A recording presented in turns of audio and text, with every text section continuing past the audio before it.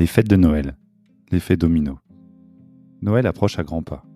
Le moment de l'année où les familles se réunissent autour d'une belle table et d'un sapin dont les lumières se reflètent dans les yeux des enfants. La fébrilité des plus jeunes devant cette montagne de cadeaux qu'ils sont si pressés d'ouvrir. C'est aussi l'un des plus gros casse-têtes des familles recomposées. À l'instar des vacances scolaires, c'est souvent le stress de l'organisation que l'on ressent, bien avant la joie et la détente. Qui aura les enfants le 24, le 25 ? Et si la distance s'en mêle, comment s'organiser pour l'échange ?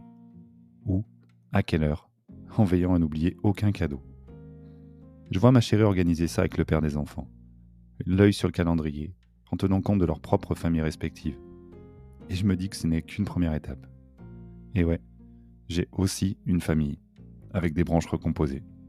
Des branches avec des brindilles qui ramifient dans d'autres arbres que l'on ne connaît pas.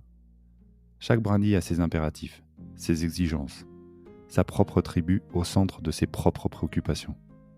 Des difficultés à faire des concessions pour des familles qu'on n'a parfois jamais vues. Quand la situation est bloquée, on se retrouve à faire des Noëls à répétition. Le 25, le 26, le 27. Je suis sûr que ça vous parle. J'ai l'habitude de dire qu'il est plus simple de faire décoller une fusée que d'organiser ce genre de choses. Cet équilibre instable. Une fois que tout est calé, si la moindre personne change quoi que ce soit, c'est l'effet domino. On reprend les calendriers et les conversations WhatsApp pour trouver une nouvelle formule qui conviendra à tout le monde. Tout ça sans oublier la liste au Père Noël, qu'il faut diviser entre maman et papa. Cocher au fur et à mesure que les gens se manifestent, prier pour ne rien oublier, ne rien avoir en double. Croiser les doigts pour que personne n'improvise et ne tombe sur un cadeau qui est dans la liste de papa. Et malgré ces précautions, on le sait tous, il y aura des doublons.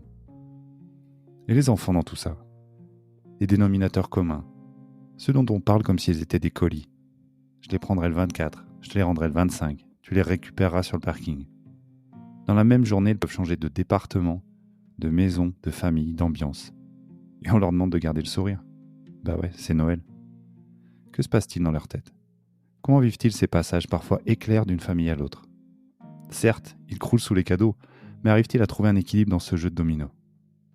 Cette année encore, on essaiera de faire au mieux pour les rendre heureux et profiter d'eux.